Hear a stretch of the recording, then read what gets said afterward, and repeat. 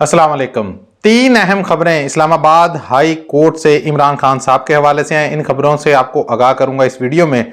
इसके अलावा जस्टिस मंसूर अली शाह साहब का काजी फैज़ ईसा के नाम एक और खत मंजर आम पर आया है, इस पर भी बात करेंगे। और काजी फैज़ ईसा के बगैर 26वीं आईनी तरमीम मुमकिन नहीं थी, इसका भी एतराफ़ कर लिया बिलावल भुट्टो की जानिब से। सब पर बात करेंगे, मगर सबसे पहले मैं आपको खबर देता चलूँ कि बुशरा बीबी साहिबा की रिहाई हो गई है। आज उनकी अदालत से रोबकार जारी हो गई थी और उसके बाद उनको बाकायदा तौर पर रिहा कर दिया गया है। और बुशरा बीबी साहिबा बनी गाला पहुंच चुकी हैं, जहां पर बनी गाला के इर्द गिर्द से लोग इकट्ठे हुए और बुशरा बीबी का इस्तकबाल भी किया गया। 31 जनवरी को अडयाला जेल में कैद होने वाली बुशरा बीबी को 24 अक्टूबर को रिहा किया गया। तकरीबन आज कोई 9 महीने उनको हो गए थे गिरफ्तार हुए, और 9 महीने के बाद तकरीबन उनकी रिहाई हुई है।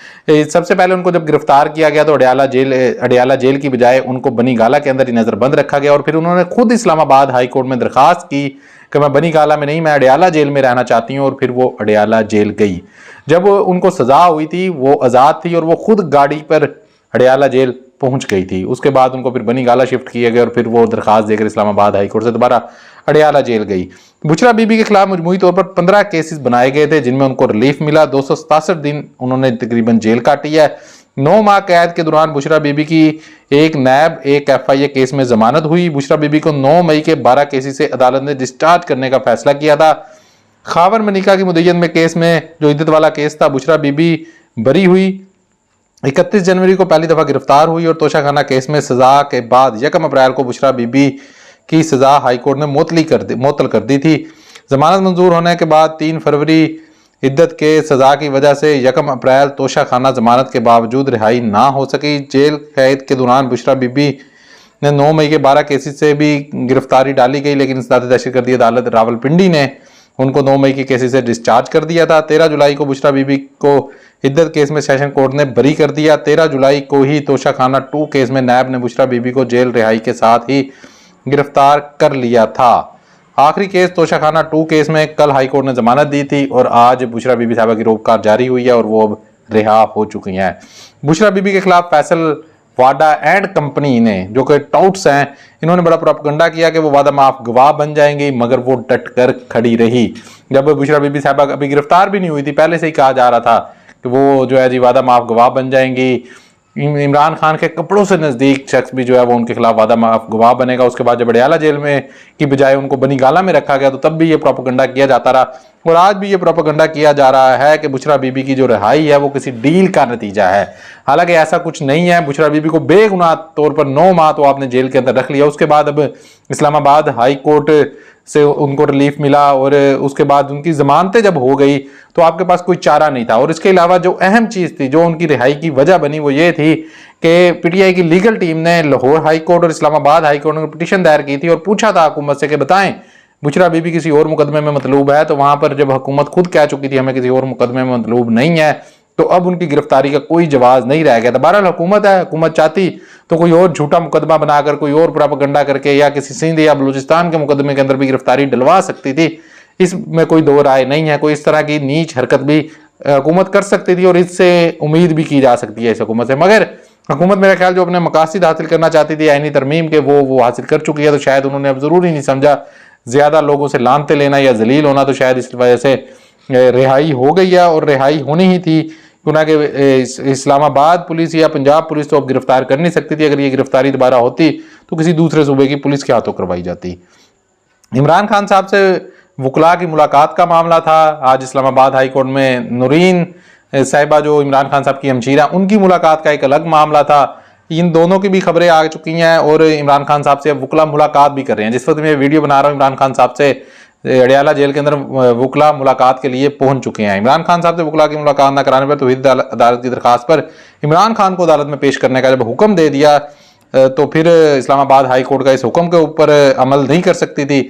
तो इस वजह से इस्लामाबाद हाई कोर्ट के इस हुक्म के ऊपर अमल नहीं करना था पुलिस ने। और जैसे आपने खुद भी कहा था कि मुझे पता है कि आप अमल नहीं करेंगे, मगर उन्होंने जरा बैक फुट पर जाते हुए फटाफट मुलाकात करवाने का ये फैसला कर लिया। इस्लामाबाद हाई कोर्ट ने बानी PTI के साथ वकला की ऑनलाइन मीटिंग कराने का हुक्म दिया था। असल में ये बात यहाँ से मामला शुरू हुआ जब उन्होंने कहा आप ऑनलाइन करवा दें ना, उनकी बात आपके व्हाट्सएप कॉल वगैरह हो जाती है तो करवा दें। अब उसके ऊपर मसला था हुकूमत के लिए ऑनलाइन करवाते तो इमरान खान साहब की तस्वीर भी बनती, उनकी वीडियो भी बनती, तो वो मंजर आम पर आती, ये हुकूमत बर्दाश्त नहीं कर सकती। इमरान खान साहब का मंजर आम पर आना तो बड़ी दूर की बात है, इमरान खान साहब की कोई गुफ्तगू, उनकी कोई वीडियो, उनका कोई तस्वीर भी आना हुकूमत बर्दाश्त नहीं कर सकती इस वक्त मंजर आम पर। तो इस वजह से ऑनलाइन मीटिंग तो वो करवाने से रहे। तो वहां पर जनाब एडिशनल अटार्नी जनरल ने कहा कि अदालती आर्डर पर एतराज करते हुए कहा कि तौहीन अदालत केस में अदालत ऐसा आर्डर पास नहीं कर सकती।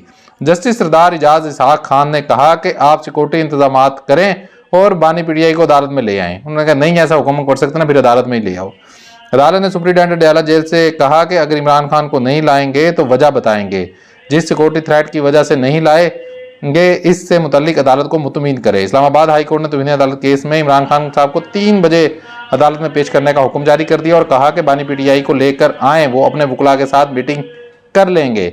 अब यहाँ पर ले आए, यहीं पर मीटिंग हो जाएगी। अब मसला ये था कि मामला यहाँ तक गया क्यों? मामला इस वजह से गया कि जब उन्होंने ऑनलाइन मुलाकात करवाने से इनकार कर दिया, तो जस्टिस सरदार इजाज इसहाक खान साहब ने जब समाअत में रिमार्क्स दिए कि सिक्योरिटी थ्रेट्स हकीकत का भी जायजा लूंगा और मामले की तह तक जाऊंगा, थ्रेट्स अलर्ट जारी करने वालों से कुरान पाक पर हाथ रखवा कर पूछूंगा कि वाकई सिक्योरिटी थ्रेट्स थे या ऐसे ही अलर्ट जारी करके मुलाकातों पर पाबंदी लगाई गई। कब जब इमरान खान को 3 बजे इस्लामाबाद हाई कोर्ट में लाकर वकला से मुलाकात का आर्डर हुआ तो हुकूमत बैकफुट पर जा चुकी है और वकला से मुलाकात की इजाजत दे दी है।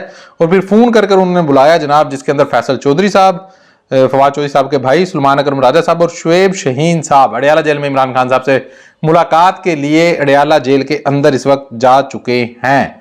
ये खबर है कि इमरान खान साहब से मुलाकात के लिए वो जा चुके हैं। दूसरी खबर जो इस्लामाबाद हाई कोर्ट से, वो भी इमरान खान साहब से मुलाकात की थी।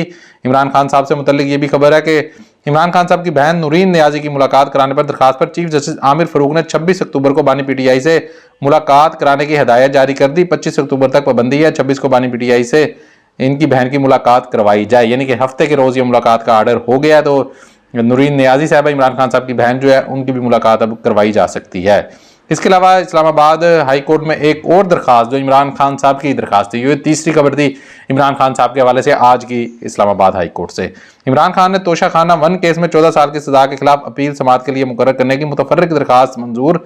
चीफ जस्टिस आमिर फरूक ने जस्टिस मियां गुल हसन औरंगजेब 29 अक्टूबर को केस की समाअत करेंगे। इस केस के अंदर इमरान खान साहब को वैसे रिलीफ मिला हुआ, सजा मुअत्तल है, तो अब उन्होंने इसको सुनकर बाकायदा तौर पर यह सजा खत्म करने की दरखास्त दी हुई थी, तो वो समाअत के लिए मुकर्रर नहीं हो रही थी, इसलिए इसके लिए एक मुतफर्रिक दरखास्त दायर की जो कि अब समाअत के लिए मंजूर हो गई और 29 अक्टूबर को इसके ऊपर समाअत हो सकती है।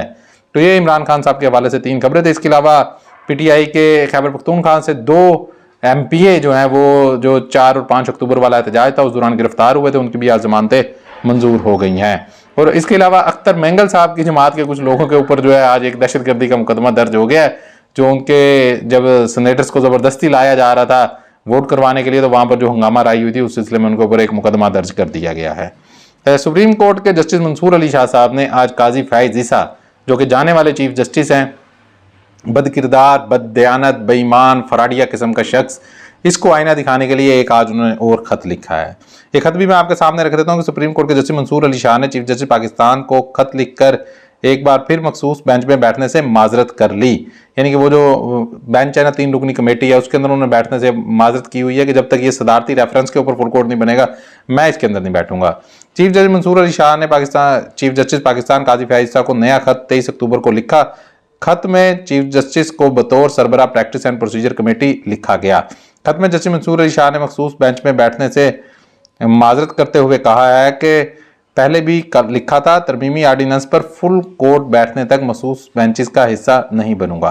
जस्टिस मंसूर अली शाह के खत में सर थॉमस मोरे का कौल भी लिखा गया कि सर थॉमस मोरे कहते हैं जब सियासतदान अपने अवामी फ़राइज़ की खातिर अपने ज़ाती ज़मीर को तर्क कर देते हैं तो वो अपने मुल्क की तबाही की जानिब मुख्तसर रास्ते पर रहनुमाई करते हैं। इन्होंने लिखा कि हम इक़्तिदार में रहते हुए अक्सर भूल जाते हैं कि इस मुल्क के लोग हमारे अमाल को देख रहे हैं। तारीख कभी माफ़ नहीं करती, तारीख कभी माफ़ नहीं करती। ये जस्टिस मंसूर अली शाह साहब ने काजी फैज ईसा साहब के लिए लिखा है और उन्होंने कहा जाहिर बात है कि सदारती आर्डिनेंस जो आया था वो किस मकसद के लिए आया था। वो सिर्फ इसलिए आया था कि अपनी मर्जी का बेंच बनाए काजी साहब और 63A का फैसला दे ताकि लोगों को उठाकर, उनकी माओ बहनों को उठाकर ज़बरदस्ती वोट लिया जा सके।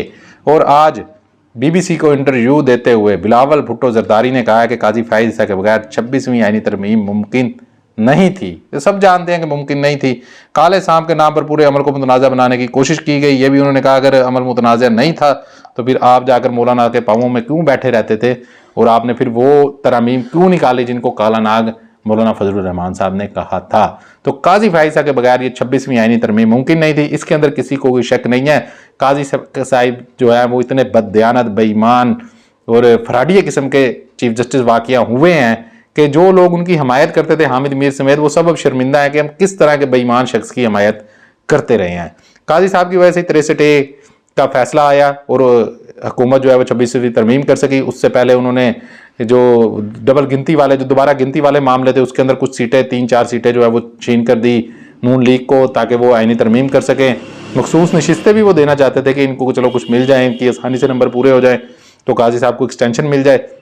अब काजी साहब खुद जो उन्होंने अपना इख्तलाफी नोट जारी किया मखसूस नशिस्तों वाले मामले के अंदर, उसके अंदर ये बात वाज़ेह कर चुके हैं कि उनको आज से 5-6 महीने पहले पता था कि ये आईनी तरमीम होने जा रही है और उसके अंदर बेनिफिशरी भी वो हो सकते हैं। तो फिर आप किस लिए जो दोबारा गिनती के मामले थे उनको सुनते रहे ताकि आप बेनिफिशरी हों इसके?